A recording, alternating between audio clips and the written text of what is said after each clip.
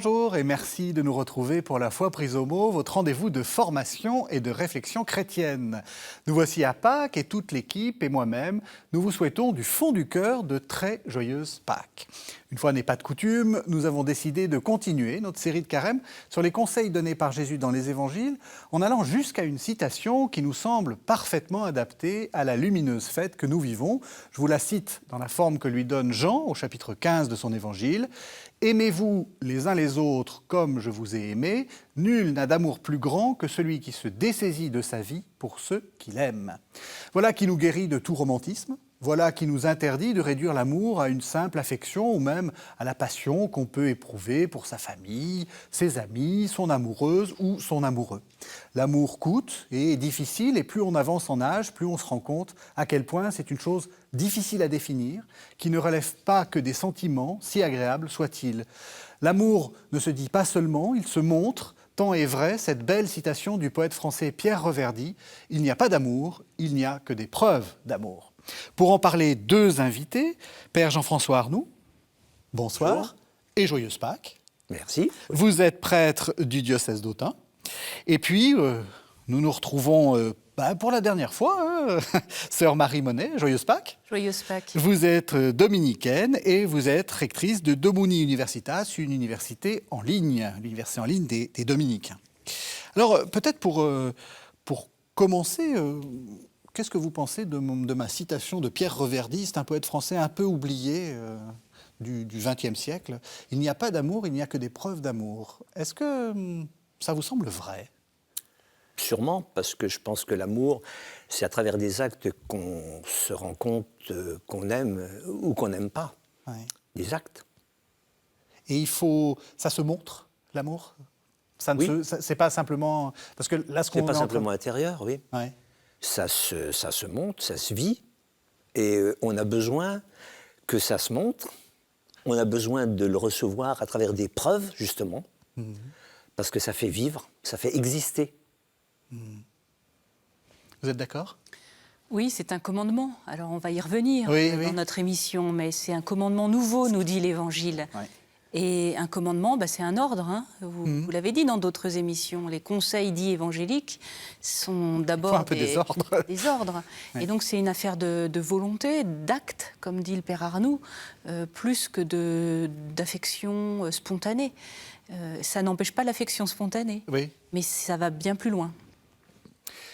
L'amour, on en trouve... c'est dans la Bible, quand on commence, je pense que c'est par là qu'il faut débuter. Quand on ouvre le livre de la Genèse, Dieu voit que c'est bon, donc il y a presque il aime sa création, et puis on voit que le commandement suprême, c'est « tu aimeras ton Dieu de toute ta force », etc. Dans la Bible, il y a déjà cette idée d'amour.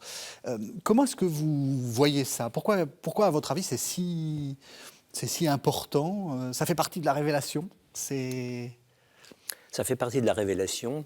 C'est-à-dire que si on existe, c'est parce qu'il y a une volonté d'amour qui nous a créés, qui nous a entourés aussi de tout un contexte de vie, l'espace, la nature, les animaux, tout ce qui existe, c'est le fruit d'un amour.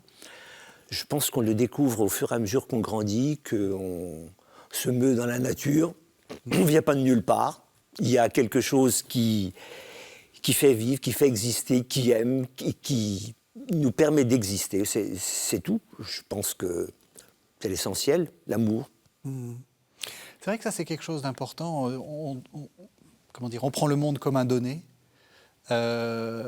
mais comme si c'était naturel, comme si c'était normal. C'est-à-dire que derrière le don, il y a le donateur. Oui, c'est ça. Et c'est ce que vous suggérez, Père Arnoux, c'est que derrière ce monde dans lequel on vit, il y a quelqu'un qui a eu cette volonté d'aimer. Et de renouer peut-être consciemment avec le donateur donne pleinement le sens du monde dans lequel on évolue et des relations qu'on tisse les uns avec les autres. Je me rappelle, parce qu'on avait fait une émission ensemble il y a 4 ans. 4 ans, oui. Vous nous disiez ça, que vous aviez une sympathie, alors je ne sais plus, c'était une plante ou je ne sais pas quoi, vous étiez en résonance avec... parce que je crois que vous étiez un peu malade, enfin voilà. Beaucoup malade, même. Beaucoup malade, et que c'était important pour vous qu'il y avait une sorte de... Oui, presque de communion avec le monde extérieur. L'amour, ça commence par ça? Oui, je pense qu'il y a des tas de choses qui nous sont proches, y compris des plantes, qu'on aime bien, qui existent aussi parce qu'on les aime, parce qu'on les soigne, qui peuvent être aussi des symboles, puisque la plante que j'avais, elle a quasiment perdu la vie. Elle a été 2 ans sans feuilles, sans... Enfin bon... Au moment où vous étiez malade, en fait, ouais, c'est ça? Où j'étais malade.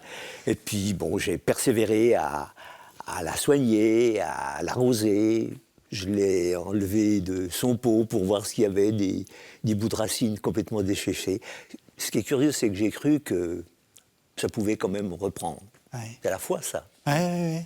Et alors, le miracle s'est produit 2 ans après. La plante, c'est un bégonia rex, très jolie plante, verte. Elle est repartie, elle est ressortie. Comme quoi, la foi fait des miracles. Alors, c'est à la fois... et elle va bien. Elle va très bien. Elle va aussi bien que vous. Très bien. Donc prenez-en soin, parce que... J'arrête pas. Mais justement, pardon, je vous ai coupé. Vous étiez en train de dire... vous étiez en train de dire la foi fait des miracles.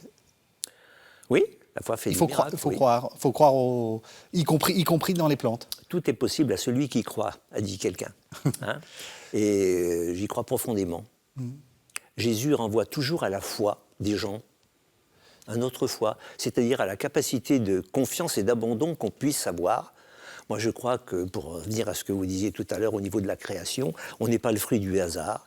Je pense que les hommes ont découvert au fur et à mesure qu'il y avait quelque chose, les gens disent, je crois qu'il y a quelqu'un ou quelque chose au-dessus de nous. Le chrétien croit que c'est une force d'amour qui n'est pas une force impersonnelle, puisque Dieu c'est une personne, et qui, à travers le don qu'il nous fait de la vie et en même temps de la liberté, nous laisse le choix de le découvrir proche de nous, et qui nous fait confiance pour que, à travers cette découverte de l'existence, qui est sans cesse une découverte, on puisse approfondir à notre tour notre capacité d'aimer. Dans la Bible, il y a 3 sortes d'amour. Il y a l'amour de Dieu pour l'humanité, l'amour que l'humanité doit à Dieu, et l'amour que les êtres humains, là aussi, doivent se manifester mutuellement. L'un semble de l'ordre du donner, les autres, c'est un peu des commandements. Donc, comment est-ce qu'il faut comprendre ça? Est-ce qu'on peut dire moi, j'aime pas Dieu, je le connais pas, je le vois pas, etc. Je ne vais pas obéir à ce commandement. Alors, c'est pas en option, l'amour. Vous l'avez dit dès le début de l'émission, toute la Bible est une histoire d'amour, et pas d'amour univoque, pas au singulier, mais c'est des histoires d'amour, et aussi des histoires de désamour, parce qu'il y a autant d'amour raté, d'amour malheureux, d'amour blessé, que d'amour qui fonctionne bien, au sens où on l'imaginerait. Je crois que la force de la révélation chrétienne, c'est de montrer que, comme vous l'avez dit, c'est là l'essentiel. Alors si on fait un tri en disant on évacue une partie de la révélation, donc moi, cette révélation d'un Dieu qui me suscite dans l'existence et qui veut m'aimer, ça ne m'intéresse pas, c'est simplement qu'on s'exclut de cette révélation. On ne serait pas chrétien. C'est l'essence même du christianisme. Vous êtes d'accord ? C'est un commandement parce que c'est la vie. C'est ça ou rien.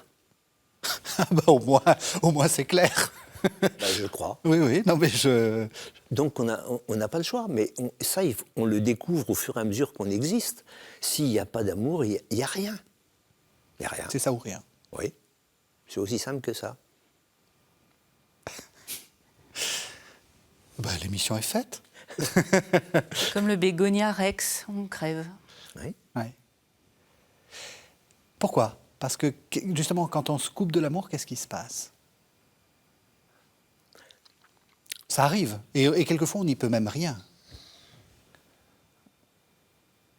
On a du mal à aimer parce que l'amour, ça demande un décentrement de soi.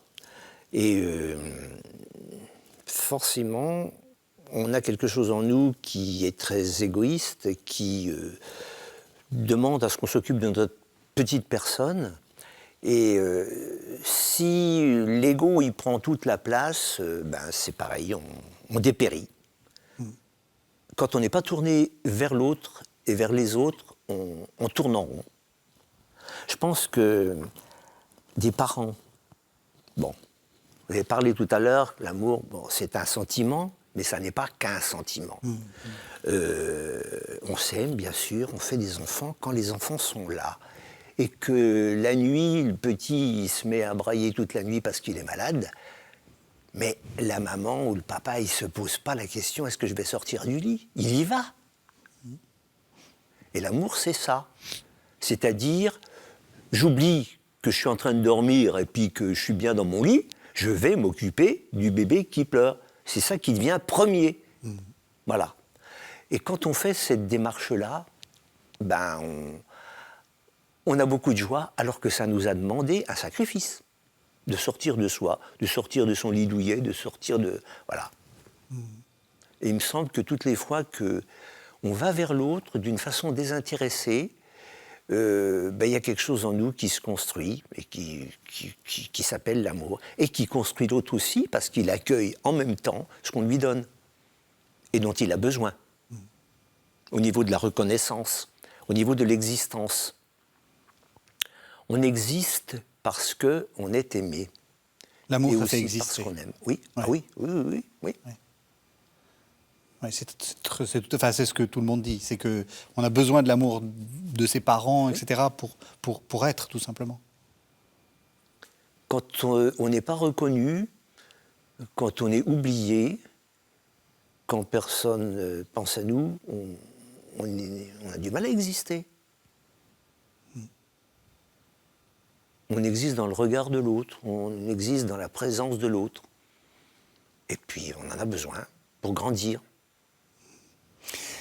Le père Arnoux dit c'est pas qu'un sentiment. C'est vrai que quand on regarde beaucoup de télé ou on a beaucoup de séries, l'amour c'est un des grands ressorts narratifs, hein, et on nous le présente, on nous le vend un peu comme une sorte de choses qu'on ne commande pas, et puis tout d'un coup on est quelque chose d'un peu une émotion émotive qui n'est pas de l'ordre de la volonté.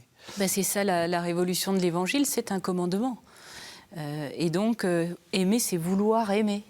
Et c'est vouloir construire cet amour, accepter que tout n'est pas donné dans un instant T qui serait l'origine et qui finalement n'aurait que vocation à se dégrader au fil du temps, l'usure. Non, c'est au contraire quelque chose qui est à développer, à construire par des actes de la volonté, qui est notre réponse, notre capacité de répondre à l'amour. C'est notre responsabilité. Quand le père Arnoux dit ça fait exister parce que ça nous soutient dans l'existence, mais c'est la multiplicité des petits actes d'amour qu'on pose et qu'on reçoit qui construit cette existence. C'est très concret, en fait. Mais justement, est-ce que le sentiment, c'est une mesure ? Je veux dire, parce que souvent on se dit, j'ai posé un acte d'amour parce que ça m'a fait du bien, je me suis senti bien, la personne s'est sentie bien, c'est de l'amour. Est-ce que quand c'est fait par contrainte, c'est encore de l'amour ?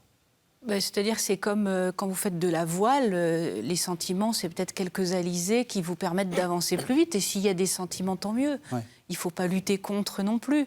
C'est tout ce qui permet d'avancer est bon. Et ce n'est pas parce que ça va être difficile, voire horrible à vivre, que ça va être mieux. Hein. Ce n'est pas du masochisme, l'amour. Donc, tout ce qui va dans le sens d'un élan d'amour, que ce soit des sentiments ou des actes de la volonté, ou les deux conjugués, c'est positif. Mais quand les sentiments viennent à s'effacer, c'est-à-dire le ressenti, l'émotion, alors l'amour peut continuer. Et il faut avoir cette conviction que ça peut durer au-delà des sentiments. Et on continue à ramer, si je file la métaphore. Parce qu'il n'y a plus de vent. Il n'y a plus de vent. Oui. Eh bien, je vais ramer. Et peut-être qu'il y a d'autres choses qui vont porter l'amour. Ça peut être le temps, la fidélité, d'avoir construit des choses ensemble, les enfants. Il y a multiples raisons sur lesquelles s'appuyer pour faire durer. Vous êtes d'accord? Le sentiment, ça va, ça vient? C'est-à-dire que tant qu'on aime quelqu'un parce qu'il nous plaît puis qu'on le trouve bien, ça va. Oui. Quand on découvre qu'il a des défauts, et des défauts qui nous contrarient, ça devient difficile. Et là, c'est là que la volonté aussi arrive. Aimer l'autre comme il est, comme on le découvre, c'est-à-dire qu'au bout d'un moment, on se rend compte qu'il n'est pas le prince charmant qu'on avait rêvé, elle n'est pas la déesse sans défaut, et parfois ça devient difficile. Donc, aimer l'autre comme il est, aimer l'autre avec ses défauts, aimer l'autre comme il devient aussi, parce qu'on évolue tous, et prendre en compte que il n'est pas comme on l'aurait voulu, et continuer de l'aimer. Moi, je pense que dans l'amour maternel, par exemple, il y a quelque chose d'extraordinaire, c'est-à-dire qu'il y a beaucoup d'enfants qui, au bout d'un moment de leur existence, ne correspondent pas du tout à ce que les parents avaient rêvé. C'est pas le petit être beau, gentil, blond, magnifique, chéri des origines, mais celui qui fait des bêtises, mais celui qui va en prison, mais celui qui a des addictions, mais celui qui fait le mal. Une maman, elle aime quand même son enfant comme il devient. Et ça, c'est quelque chose d'extraordinaire, parce que... Et c'est pour ça que je pense que Dieu, il est comme ça. Il nous aime malgré nos défauts. Et c'est ça qui nous fait grandir, et c'est ça qui peut nous aider à aimer. Voilà. Je pense que c'est important de découvrir aussi l'amour comme quelque chose qui permet à la personne qui a ses défauts de grandir. S'il n'y a pas l'amour, la personne ne peut pas grandir. Si on est dans le reproche, une maman, elle va tout faire pour que son gamin s'en sorte, même s'il est coupable. Elle continue à l'aimer, c'est son enfant. Et c'est parce qu'il y a ce lien extraordinaire que l'enfant a des capacités de s'en sortir un jour. Il sait qu'il est aimé malgré les bêtises qu'il a faites. Est-ce que ça s'applique aussi à l'Église? Ça faisait partie du commandement, il faut aimer l'Église, et ça fait du commandement de l'Église. Est-ce que ça s'applique aussi aux institutions, et singulièrement à l'Église? Puisque c'est vrai qu'en ce moment, les gens... Mais l'Église, trouvent elle a du travail à faire pour essayer d'aimer tout le monde. Oui, et est-ce que... Il faut se méfier de l'Église des purs. Ça, c'est un danger. Ouais. Notre pape François, que j'aime beaucoup, nous ouvre quand même à une attitude d'accueil et de miséricorde comme Dieu. Être miséricordieux, aimer l'autre tel qu'il est, c'est la seule façon de le sauver. Jésus, quand il rencontre Zachée, il ne commence pas par lui dire commence par mettre tes affaires en ordre, après tu seras digne que je puisse aller chez toi. Non, il prend Zachée comme il est et il y va. Il va chez lui comme il est. Et c'est parce que Zachée est pris comme il est, parce qu'il est respecté, qu'il est aimé malgré tout, qu'il va comprendre qu'il a des choses à faire.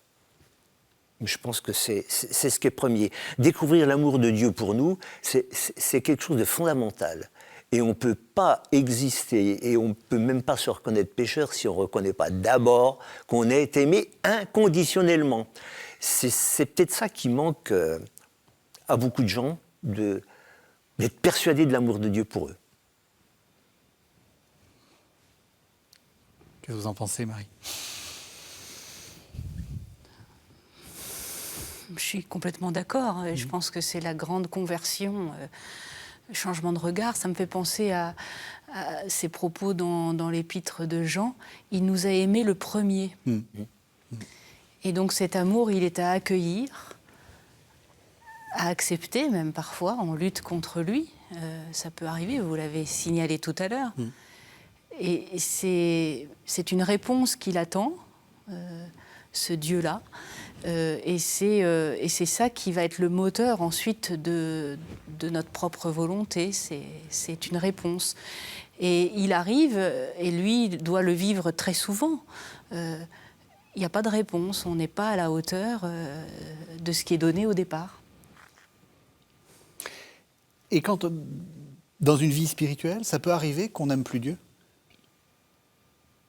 Qu'est-ce qu'on fait dans ces cas-là? J'ai lu un livre qu'un prêtre a dû écrire sur Marie-Noël, et ce livre, il s'appelle « Mon Dieu, je ne vous aime pas ». C'est pas une décision, c'est une constatation. C'est-à-dire qu'on constate que finalement, c'est pas facile d'aimer Dieu. Il parle pas, hein. Il interagit peu. Oui, peut-être, oui. Mais on ne se rend pas compte de sa présence. On ne se rend pas compte que sa présence est amour et que c'est permanent et que malgré tout ce qu'on fait pour s'éloigner de lui parce que notre ego est le plus fort, il continue à nous aimer, à nous appeler. Et toute la Bible, elle est remplie de cette conscience-là.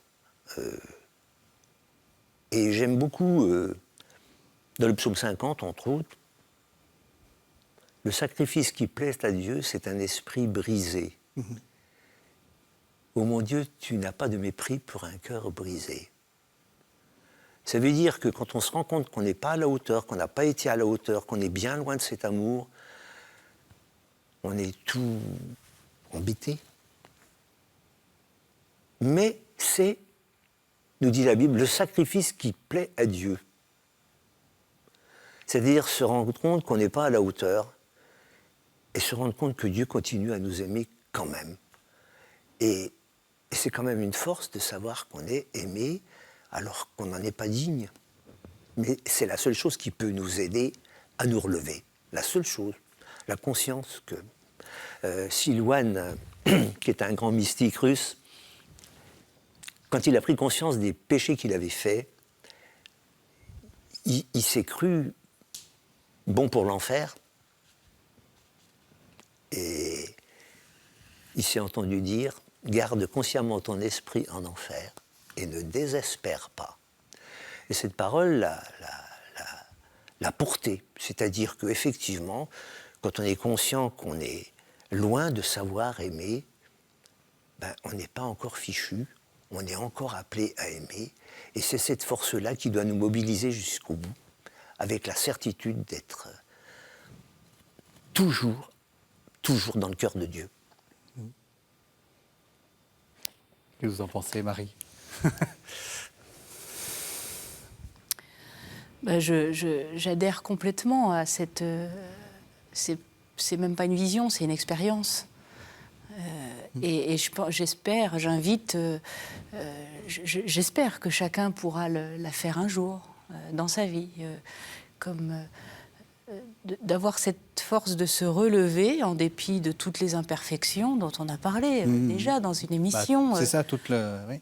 En dépit de nos manquements, en dépit de celles de nos institutions, puisqu'on est passé à certains moments au niveau collectif dans notre mise en question de cette série de carèmes, eh bien, avoir c'est pas notre regard sur Dieu, mais c'est son regard à lui sur nous, inconditionnel, un amour inconditionnel, qui nous permet de toujours nous relever.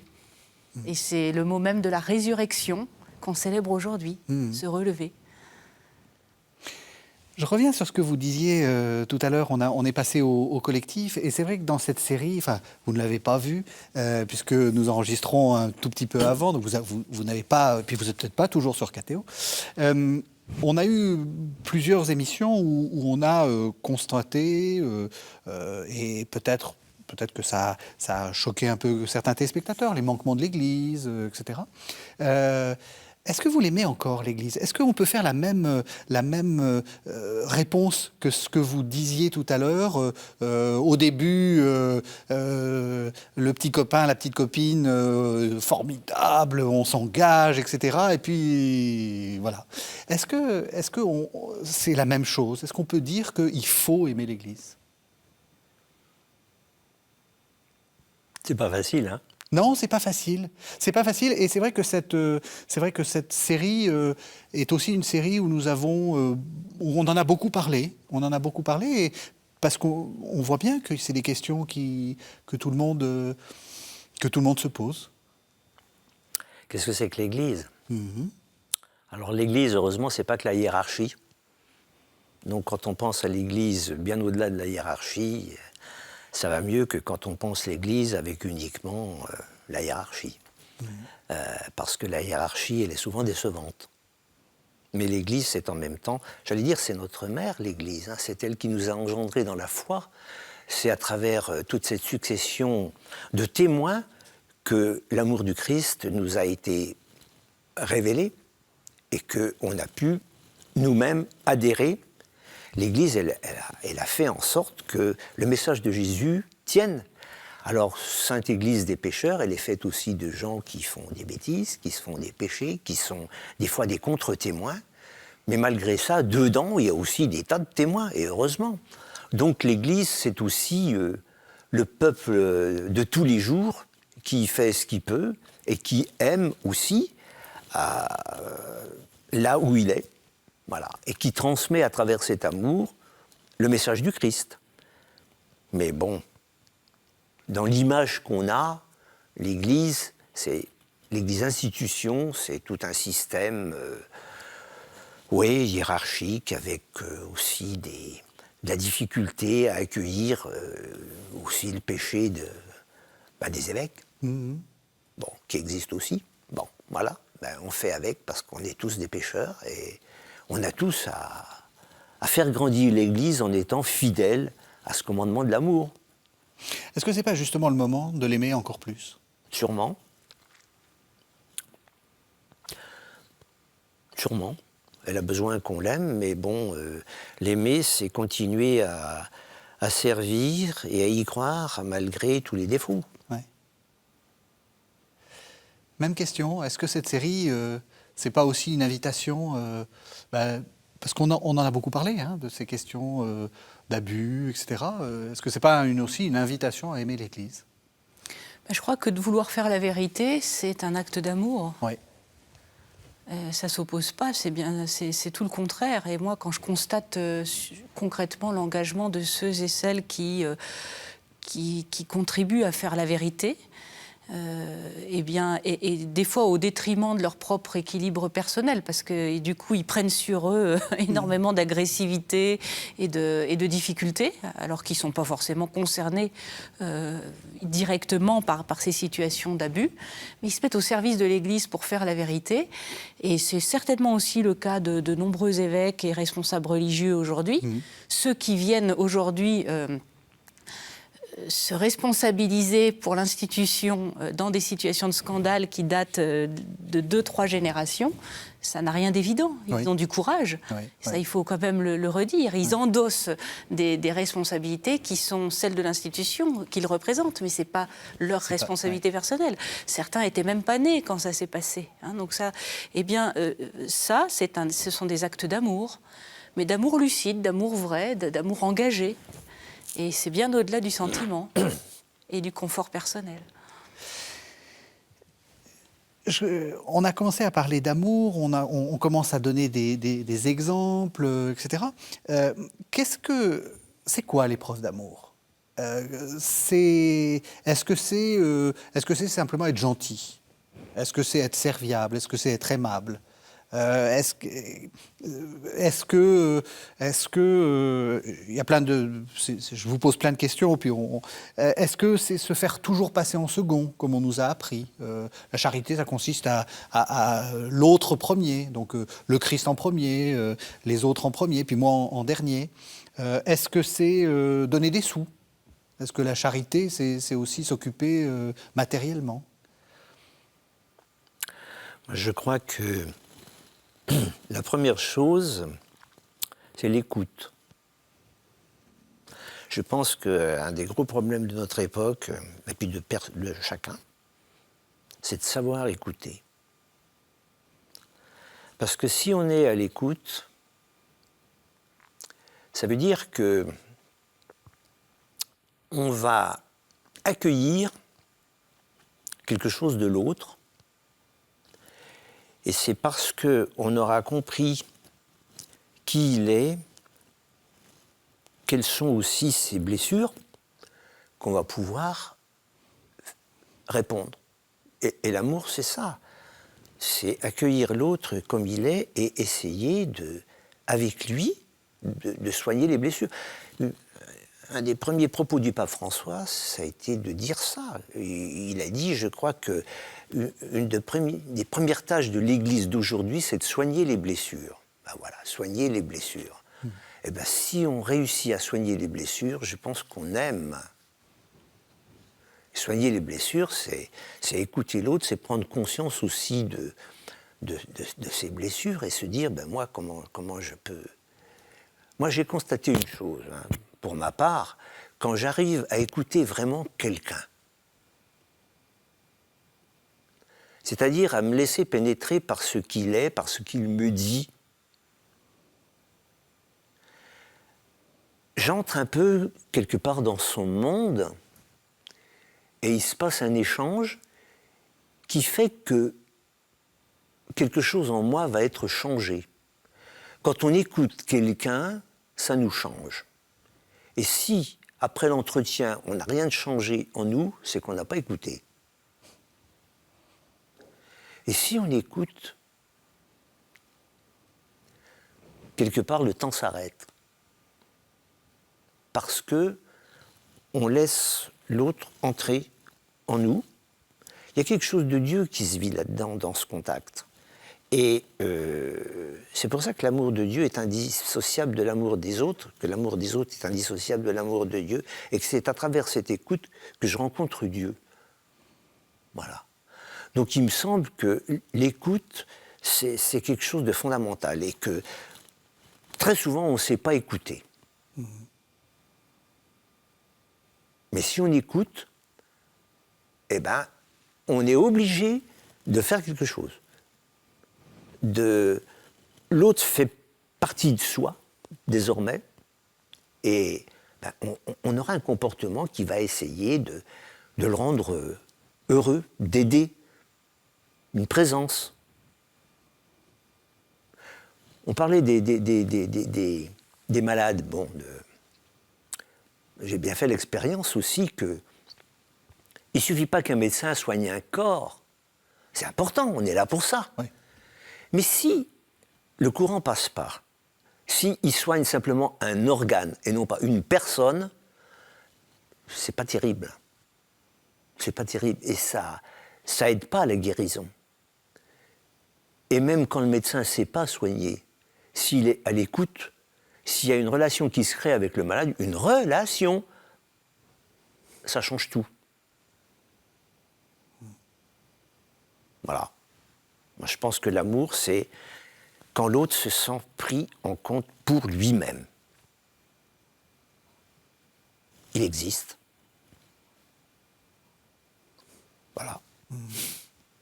On est quand même des petits êtres faibles, hein. On a besoin de l'autre pour exister, on a besoin de... Enfin, je veux dire, c'est pas évident de reconnaître ça.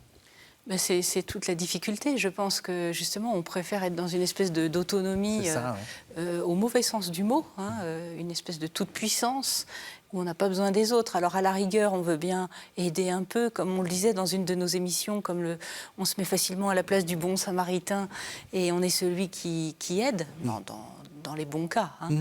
Mais on se met rarement dans la place du blessé qui est en rade sur le bord en carafe, on avait dit, hein, sur le bord de la route, et où c'est un autre qui vient nous aider et nous aider à soigner nos blessures. Voilà.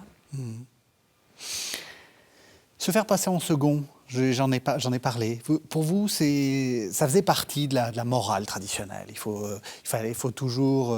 Est-ce que c'est important C'est souvent ça qu'on dit quand on... C'est ce l'exemple que j'ai donné tout à l'heure de la maman qui va au chevet de son gamin qui braille. Il y a une forme de sacrifice. Elle se fait passer en second. Ouais. Ce qui devient premier, c'est pas ce fait qu'elle était en train de dormir, c'est que le gamin a besoin d'elle. Donc forcément. Mais ça, c'est pas au niveau, j'allais dire, au niveau de la morale, c'est au niveau de l'amour, c'est au niveau du besoin. Ouais. Voilà. Et justement, bon, j'ai pas écouté votre sermon pour le Vendredi Saint. Comment vous prêchez sur il n'y a pas de plus grand amour que de donner sa vie pour ceux qu'on aime?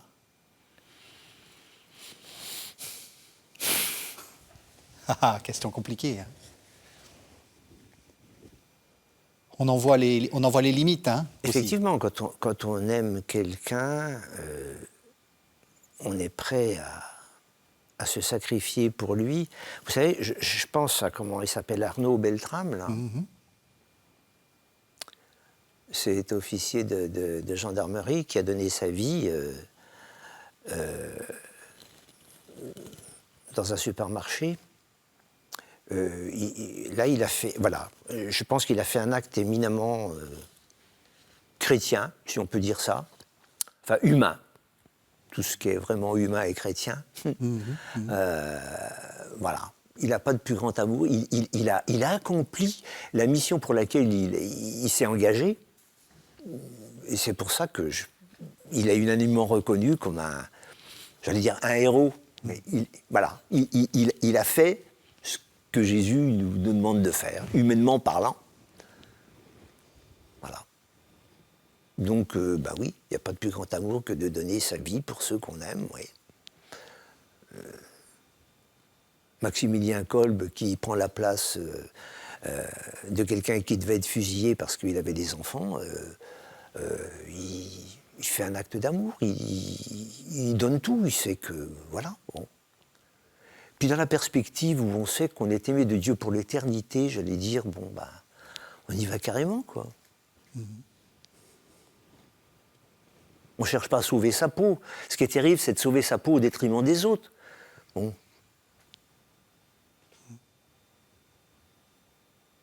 Je ne sais pas quoi dire d'autre.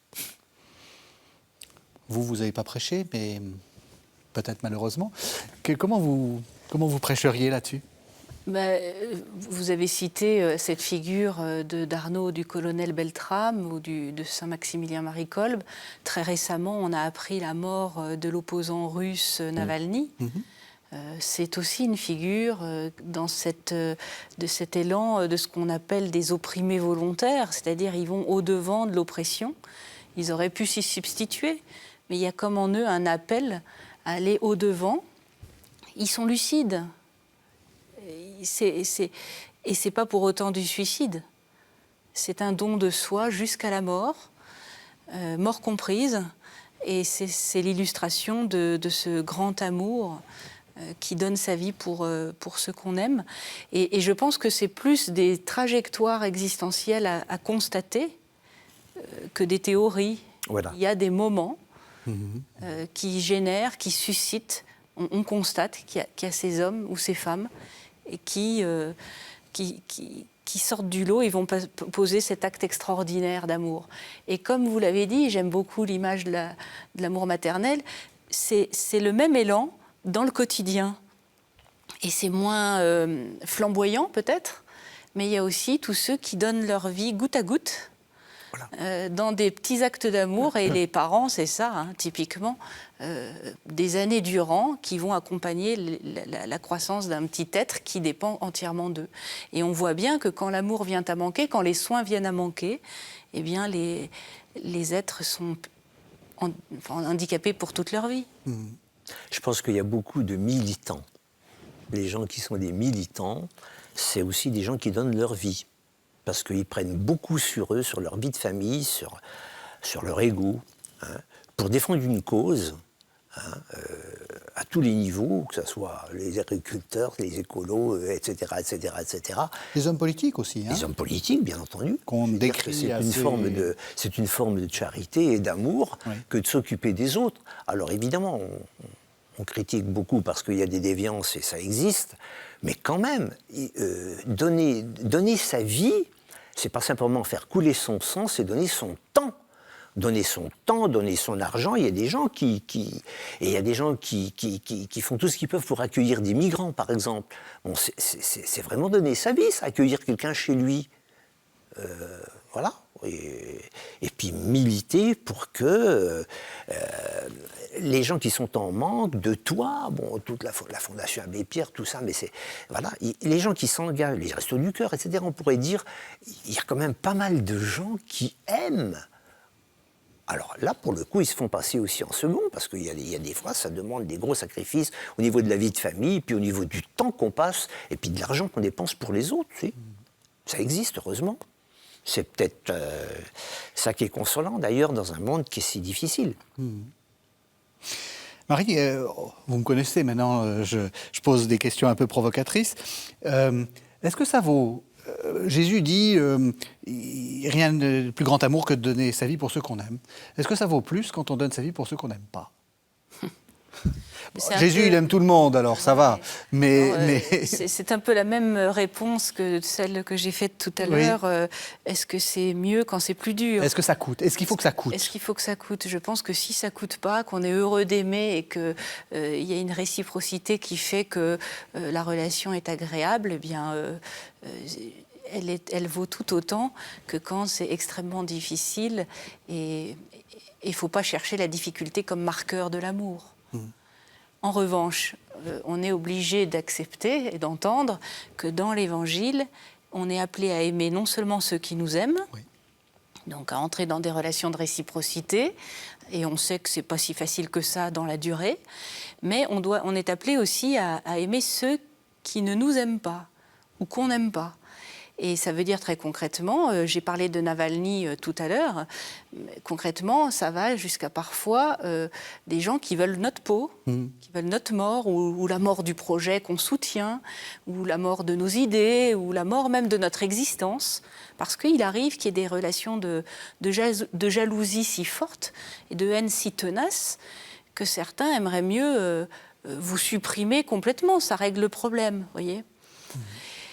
Et c'est une illusion, bien entendu, parce que le problème, il est en eux plus qu'en vous. Mais n'empêche que quand vous êtes le réceptacle de ces projections, c'est loin d'être confortable. Et la question reste entière, comme une invitation, un appel de l'Évangile, voire une obligation, d'aimer quand même cela. La question, elle reste ouverte. Hein. Elle est ouverte aussi pour vous. Est-ce qu'il y a des gens que vous n'aimez pas ? Et est-ce que vous essayez de les aimer quand même? Et qu'est-ce que vous faites dans ces cas-là? Oui. Oui. Il y a des gens que j'ai du mal à aimer. J'essaye de quand même... Il faut du temps pour déjà prendre conscience de ça. Et puis pour se dire qu'on est invité à aller au-delà. Alors, j'essaye déjà de prier pour eux. C'est ce que je conseille quand on parle de ces choses-là. Parce que prier pour des gens qu'on n'aime pas ou qui ne nous aiment pas ou qu'on a du mal à aimer, c'est déjà changer un petit peu le regard qu'on porte sur eux, quoi. Je me dis, Dieu les aime autant qu'il m'aime, moi. Bon, il y a un problème, il y a un conflit. Je ne sais pas comment le résoudre. Et c'est vrai que je pense souvent à cette parole de l'Évangile, quand ton frère a quelque chose contre toi, va d'abord et si tu es là pour présenter ton offrande, laisse ton offrande, va d'abord te réconcilier, puis ensuite reviens. C'est pas simple du tout, ça.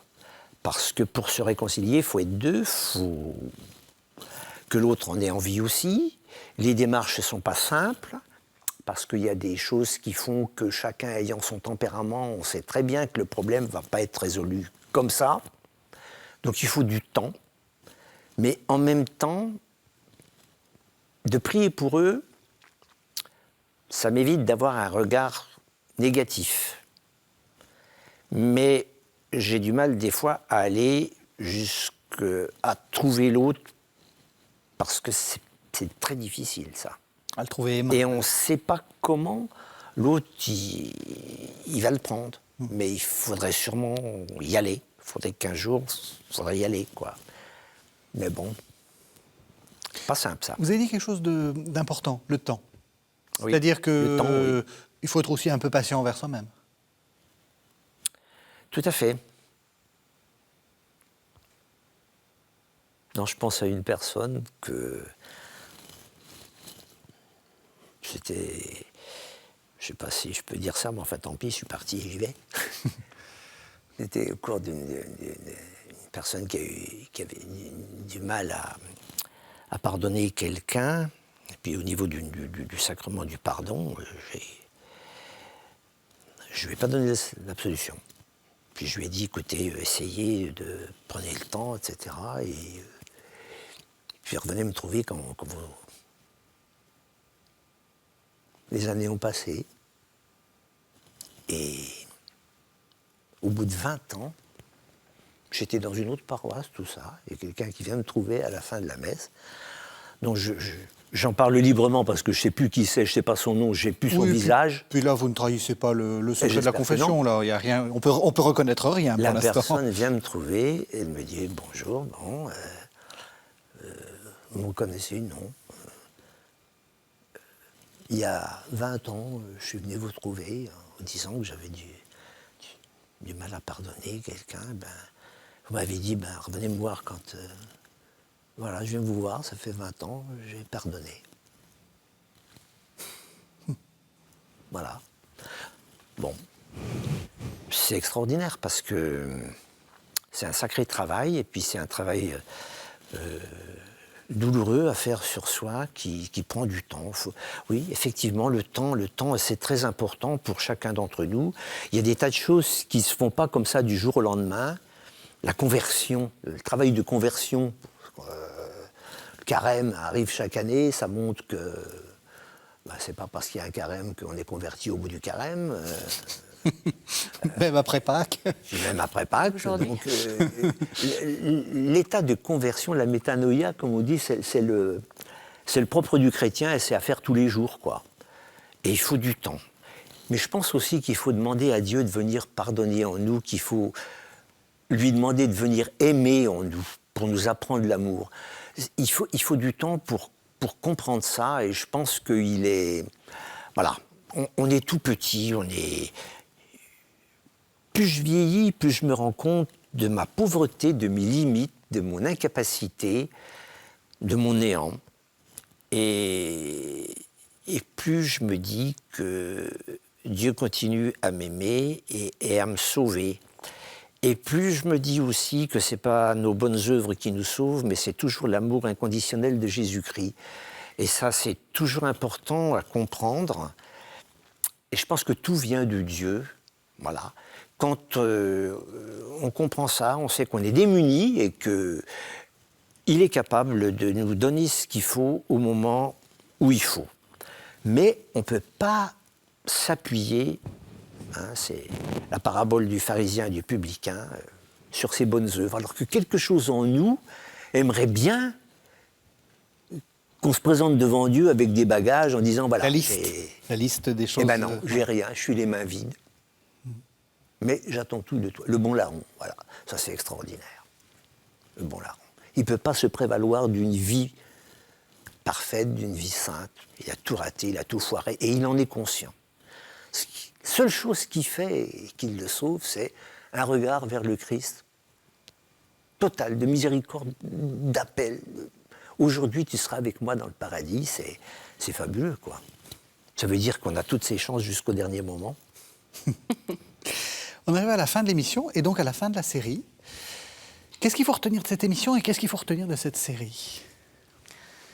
Grosse question. Ah, grosse question. C'est à chacun, peut-être des téléspectateurs et de nos invités, à répondre. Moi, ce qui m'a beaucoup frappé, c'est qu'à chaque fois, on oscillait entre l'amour et la vérité, entre la miséricorde et la justice. Et on sent bien qu'il y a tout un espace, un chemin, et vous venez de le dire, une conversion permanente. On est en marche constante. Et on n'a jamais atteint le but. Et c'est cette marche qu'on est invité à poursuivre dans l'élan de Pâques, de la résurrection. Et sans doute avec la perle que vous venez de nous livrer, c'est sans bagage. C'est sans bagage et donc on va continuer la route, on va continuer le chemin en tenant comme le bon larron avec le fil, un fil simplement, d'un fil, le regard d'amour de Dieu sur nous, sur notre humanité. Je n'ai pas écouté votre sermon de Pâques, puisqu'on n'en est pas encore là. Qu'est-ce que vous allez dire, ou qu'est-ce que vous avez dit ce soir ?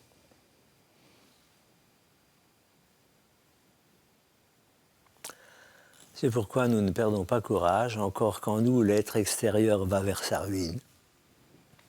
Saint Paul. L'être intérieur se renouvelle de jour en jour.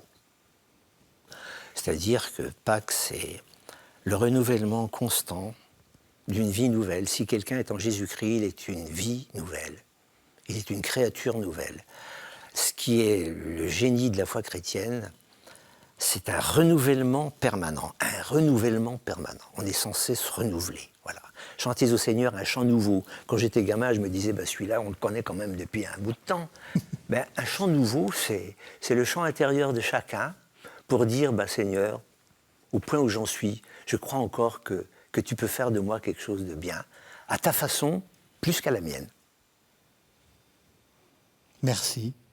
Merci infiniment. Merci d'avoir accepté de clore notre série de carême et donc de Pâques. Merci, Sœur Marie, ça a été vraiment un très grand plaisir. Un plaisir, merci Régis. Non, écoutez, vraiment, on est ravis. Merci de nous avoir suivis et de nous suivre tout au long de cette série de carême et puis même tout au long de cette année. Peut-être un petit effort de carême, enfin on est à Pâques, mais je vous demande un dernier effort. Regardez les noms qui vont s'afficher juste après le générique de cette émission. Ça vous rappelle qu'il n'y a pas que ceux qui sont devant la caméra et qu'il y a aussi toute une équipe. Je cite le chef d'édition, Victor, le réalisateur, Cédric, mais tous ceux aussi qui nous aident à faire cette émission. Pour Pâques, je crois que c'est très important de montrer que KTO, c'est aussi une œuvre collective. Joyeuse Pâques à tous.